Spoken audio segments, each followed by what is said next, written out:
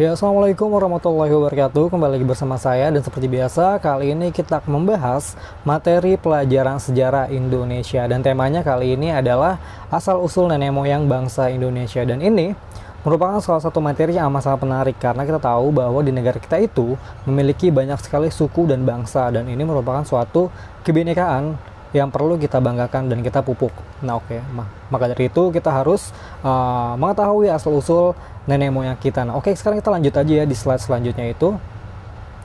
Nah, hakikatnya kemarin kita sempat ngebahas mengenai masalah manusia purba yang pernah ditemukan di Indonesia, dan kali ini ada hubungannya mengenai asal-usul nenek moyang bangsa Indonesia.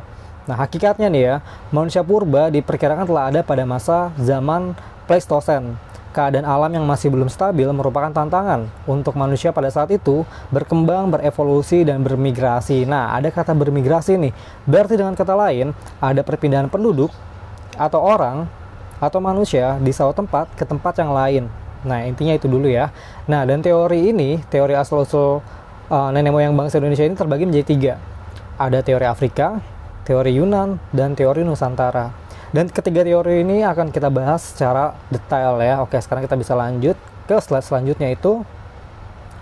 Ya, teori pertama itu ada teori Afrika. Nah, teori Afrika ini menyatakan bahwa nenek moyang umat manusia itu berasal dari Afrika dan diperkirakan sudah menyebar sejak tahun 200.000 sebelum Masehi sampai dengan 60.000 sebelum Masehi. Nah, itu udah cukup panjang sekali penyebarannya, dan itu berlangsung selama sangat lambat ya.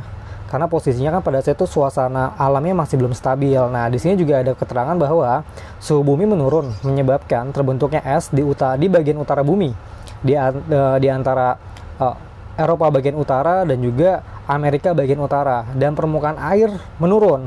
Nah, menyebabkan munculnya lebih banyak daratan yang membuat manusia pada saat itu menyebar. Nah, di sini ada 3 proses penyebaran manusia berdasarkan teori Afrika. Yang pertama itu tahun 55.000 sebelum Masehi bergerak ke arah Asia Tengah dan Asia Timur.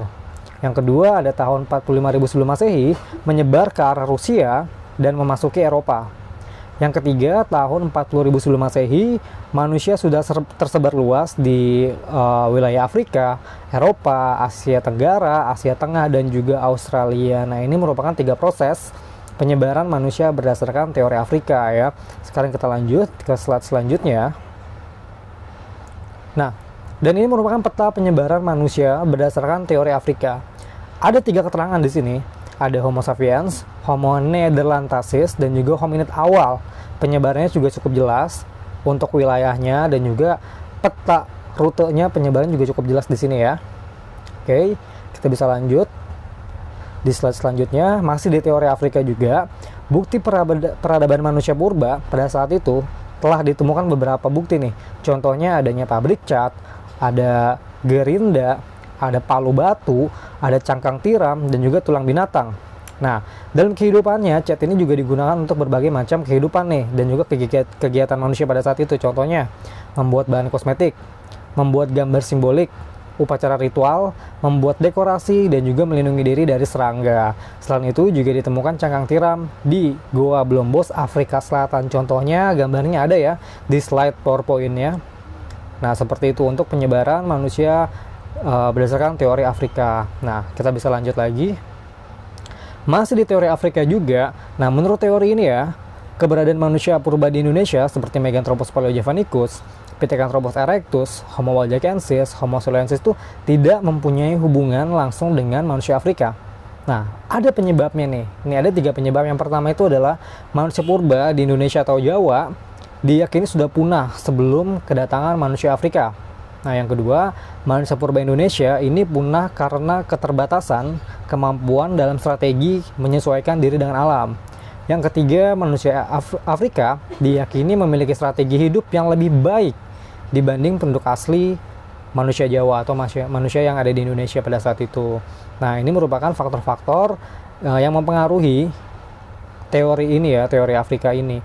Karena menganggap bahwa manusia purba yang pada saat itu ditemukan di Indonesia itu tidak memiliki hubungan sama sekali dengan manusia Afrika. Jadi dengan kata lain, teori ini juga masih belum bisa diterima ya, karena ada perbedaan penemuan baik dari segi polanya, pola manusia purbanya, dan manusia Afrika itu sendiri. Oke, sekarang kita bisa lanjut ke slide selanjutnya. Nah, di slide kedua ini ada teori Yunan. Nah, teori Yunan ini mengatakan bahwa nenek moyang bangsa Indonesia berasal dari Yunan atau daerah Cina Selatan. Teorinya juga didukung oleh beberapa tokoh sejarawan ya, dan itu udah terlihat jelas di PowerPoint kalian. Ada beberapa tokoh seperti Muhammad Ali, N.G. Krom, ada Prof. Dr. H. Kern, ada Robert Baron von Geldern ya. Ada juga di sini bukti pendukung. Nah, bukti pendukungnya itu ada dua. Yang pertama itu adanya kesamaan bahasa. Nah, bahasa Melayu adalah bahasa serumpun dengan bahasa Kamboja. Nah, jadi ada persamaan bahasa Melayu di Nusantara ini ada sedikit sama dengan bahasa yang berkembang di Kamboja. Nah, dan itu merupakan suatu bukti kesamaannya. Kenapa sih? Karena dipercaya bahwa orang-orang Kamboja itu berasal dari daerah Yunan yang menyusuri Sungai Mekong. Nah, itu dia dengan kata lain, kemiripan bahasa Melayu ini dengan Kamboja menandakan hubungan antara Nusantara dengan daratan Yunan. Nah, yang kedua ada kesamaan artefak. Kapak tua yang ditemukan di Nusantara memiliki kemiripan dengan kapak yang ada di Asia Tengah, yaitu daerah Yunan. Nah, itu juga merupakan salah satu faktor pendukung dari teori Yunan, dan ini merupakan teori yang bisa dibilang banyak diterima oleh beberapa peneliti dan juga sejarawan. Oke, kita bisa lanjut ke slide selanjutnya, mas, di teori Yunan juga. Nah, orang Yunan datang ke Nusantara melalui 3 perpindahan, yaitu orang Negrito, ada orang Proto Melayu, dan juga Deutero Melayu. Nah, ini by the way ini untuk membedakan ya. Proto Melayu dan Deutero Melayu itu sama, yang membedakan tuh dia kalau Proto itu Melayu tua, kalau Deutero Melayu itu Melayu muda. Nah, bedanya itu adalah awal dari penyebaran dan kedatangannya, dan juga gaya hidup, karakteristik manusianya, dan juga teknologinya. Itu yang membedakan. Oke, sekarang kita masuk ke orang Negrito dulu ya. Penduduk paling awal Kepulauan Nusantara diperkirakan sejak tahun 1000 sebelum Masehi. Hasil penemuan arkeologi di Gua Cah, Kelantan, Malaysia. Nah, ciri-ciri orang fisik Negrito nih ya. Pertama, berkulit gelap, berambut keriting, berhidung besar, bermata bundar, berbibir penuh, berbadan pendek.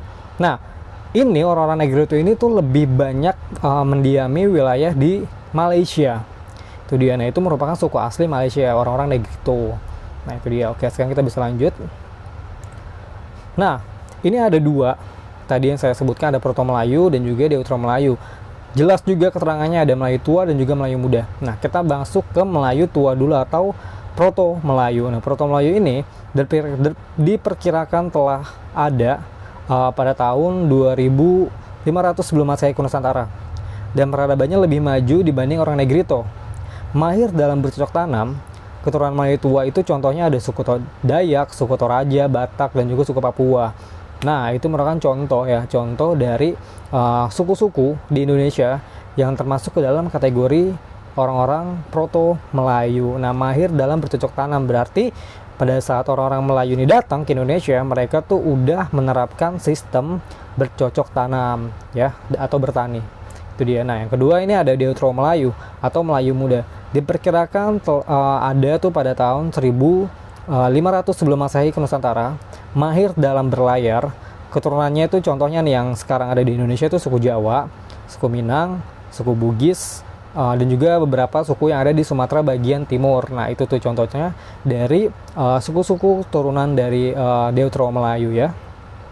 Oke, sudah cukup jelas ya. Jadi buat kalian semua nih, kalau misalkan nih kalian nih dari suku Jawa atau dari suku Minang, berarti kalian tahu nih kalau kalian tuh induknya itu berasal dari orang-orang Deutero Melayu. Ataupun kalau misalkan kalian orang Batak, orang Toraja, nah kalian tuh induknya dari orang-orang Proto Melayu ya. Itu dia. Oke, sekarang kita lanjut ke slide selanjutnya. Nah, ini adalah peta penyebaran orang-orang Melayu dari Proto Melayu dan juga Deutero Melayu. Cukup jelas ya, di sini ada 2 jalan nih untuk Proto Melayu ya. Melalui 2 jalan. Yang pertama itu dari sebelah barat Semenanjung Melayu menuju Sumatera lalu menyebar ke Indonesia. Jadi masuknya itu melalui Semenanjung Melayu yang berbatasan dengan wilayah Malaysia. Itu dia.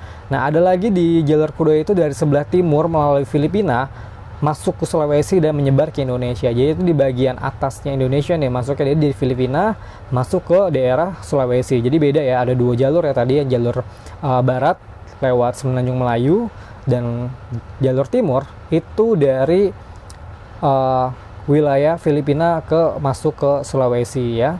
Nah, dan juga ada proses migrasi Deutero Melayu itu diperkirakan sejak tahun 500 sebelum Masehi dan hanya melalui jalur sebelah barat Semenanjung Melayu ya. Jadi hanya satu jalur aja, cukup jelas ya untuk petanya juga penyebarannya. Yang di sini ada warna merah itu dari Proto Melayu dan yang warna hitam itu dari Deutero Melayu. Jadi kan bisa melihat sendiri untuk peta penyebaran Proto dan juga Deutero Melayu. Sekarang kita lanjut ke slide selanjutnya. Nah, teori Nusantara nih. Teori Nusantara ini mengatakan bahwa asal-usul manusia yang menghuni wilayah Nusantara tidak berasal dari luar, melainkan dari wilayah itu sendiri. Nah, penjelasannya nih ya, dalam sudut pandang multiregional evolution model, ya teori ini mengatakan bahwa manusia purba yang ada atau nenek moyang bangsa Indonesia berasal dari Indonesia itu sendiri. Jadi tidak ada hubungan asal-usul nenek moyang bangsa Indonesia itu dari luar Indonesia, baik itu dari Afrika ataupun dari Yunan. Itu dia. Oke, nah teori Nusantara ini didasarkan beberapa faktor nih. Yang pertama itu bangsa Melayu dan Jawa mempunyai tingkat peradaban yang tinggi yang hanya dapat dicapai setelah perkembangan budaya lama. Nah, budaya lama itu yang kita tahu itu adalah seperti budaya megalitikum. Itu kan termasuk budaya lama, budaya neolitikum seperti itu. Yang kedua, ada banyak fosil dan artefak tertua yang ditemukan di Indonesia seperti Homo wajakensis dan juga Homo solensis. Nah, ini juga bukti nih, karena kemarin kita sempat ngebahas masalah manusia purba yang ditemukan di Indonesia. Jadi penemuan itu adalah cikal bakal dari teori Nusantara. Itu juga merupakan satu bukti kalau orang-orang atau nenek moyang bangsa Indonesia itu berasal dari Nusantara itu sendiri ya.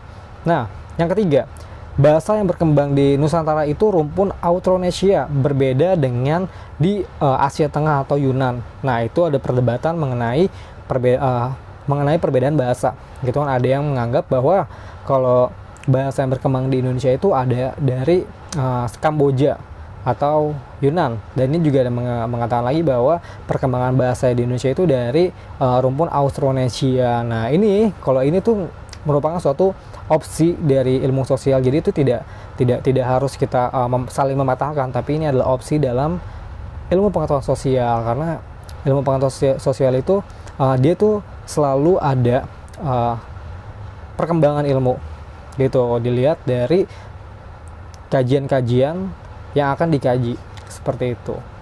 Oke, nah di slide selanjutnya ada proses migrasi manusia purba ke Indonesia. Nah, faktor penyebabnya nih, pertama didorong oleh keinginan mencari atau mengejar binatang buruan atau mencari makanan, serta menghindari fenomena alam yang pada saat itu masih belum stabil. Nah, ini merupakan tuh faktor yang alamiah ya, yang pasti tuh dilakukan oleh manusia pada saat itu. Bahkan saat ini juga kita pasti melakukan hal tersebut ketika kita membutuhkan suatu kebutuhan yang lain yang di tempat ini tidak tercukupi, pasti kita akan pindah ke suatu tempat yang dimana tempat itu akan memberikan kebutuhan yang kita inginkan. Itu dia. Nah, yang kedua, ada dua proses macam migrasi. Yang pertama itu proses migrasi yang berjalan dengan sangat lambat dan berlangsung dengan sendirinya. Yang kedua, ada proses migrasi yang berlangsung dengan cepat dan mendadak. Nah, contohnya apa? Nanti kita akan bahas di slide selanjutnya. Oke, yang pertama ini ada proses migrasi lambat dan berlangsung dengan sendirinya. Berarti secara alamiah ya, berdasarkan evolusi dari manusia itu sendiri. Nah, proses migrasi didasarkan perkembangan manusia itu sendiri, yang tadi saya katakan ya. Misalnya mencari daerah subur, aman, mudah mendapat makanan, dan itu untuk bertahan hidup. Itu dia. Dan itu merupakan suatu yang alamiah yang tadi saya katakan ya. Pasti setiap orang, nggak cuma di masa lalu, di masa sekarang juga akan melakukan hal tersebut. Begitu, karena dia merasa kebutuhannya di suatu tempat ini sudah tidak terpenuhi. Oke, sekarang kita lanjut ke slide selanjutnya. Proses migrasi yang berlangsung dengan cepat dan mendadak. Nah, proses yang terjadi pada masyarakat modern, nih contohnya nih seperti harus mencari tempat tinggal baru, akibat bencana alam, kelaparan, perang, atau penyakit yang menular seperti sekarang tuh lagi merebaknya pandemi COVID-19 itu dia. Ya, nah ini merupakan salah satu materi yang kita bahas di hari ini, yaitu asal-usul nenek moyang bangsa Indonesia. Saya harap bisa menjadi opsi atau petunjuk kalian dalam mempelajari sejarah. Dan saya ucapkan terima kasih, selamat siang, tetap jaga prokes kesehatan, dan stay di rumah ya.